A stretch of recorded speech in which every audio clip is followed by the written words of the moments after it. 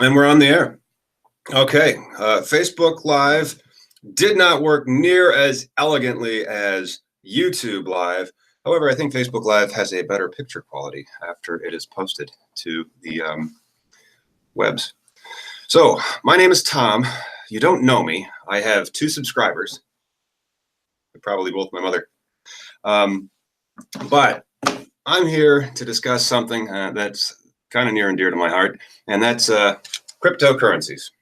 No, that's not it. It's actually cannabis. I'm a little about me. If you want to know more, you just Google Tom Howard marijuana.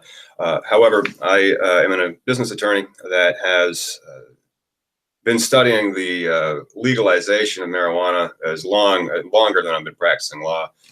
Started back in law school in 2005, 6, 7, 8. And I've got a pretty deep knowledge as to where it's going, at least in my state, and then also at the federal level.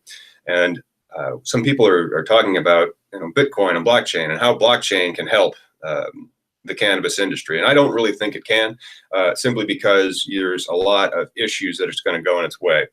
First, with blockchain, let's say one of these coins is called hemp coin.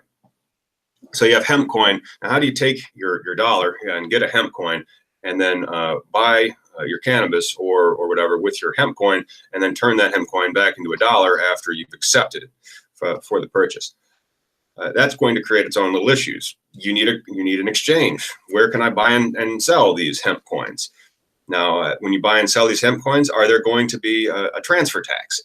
For example, if I'm a merchant and I'm going to accept Visa, Visa is going to extract a fee for swiping. Okay.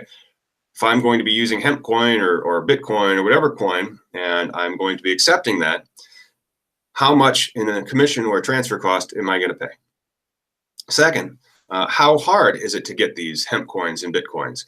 It's not necessarily that hard to get Bitcoin. It is more difficult to do anything with that Bitcoin except for sell it for cash. I don't know what I can buy with Bitcoin except for cash or a different coin. Bitcoin's usually used as the dollar in the coin market. So you could buy BTC and then buy Civic and then buy Ethereum or Litecoin or whatever in percentages of Bitcoin. However, I've never gone to the store and bought anything, bread, milk, with Bitcoin. And so that's an issue. Now, this, of course, would be like a specific coin for the cannabis industry to try to get around what? The problem of a whole bunch of cash. And when you have all that cash, you're going to have some issues. Thieves. Maybe some taxes aren't going to get paid. Who knows? Now, FinCEN, which is the Treasury Department's financial crime enforcement network, I think is what FinCEN stands for. It's an acronym. Department of Treasury. And they got really, really mad last week when Jeff Sessions unilaterally revoked or rescinded the Cole memo, which the FinCEN guidance from 2014 greatly relied on. Now, FinCEN's gotten back to me and they said, no, I don't care what Jeff Sessions said. I'm not sure Department of Treasury uses the pronoun I. They probably do not. But regardless, they are not going to withdraw their guidance, which is great because over 500 banks have started to lend or at least provide banking services to marijuana businesses to start to address this cash-only problem. The most legitimate cash-only industry in the United States, hopefully, is going to be able to use merchant services and all other types of loans and lending, and maybe even one day seek bankruptcy protection. But for right now, it cannot. Now, another problem with Bitcoin is this federal system that is rapidly evolving.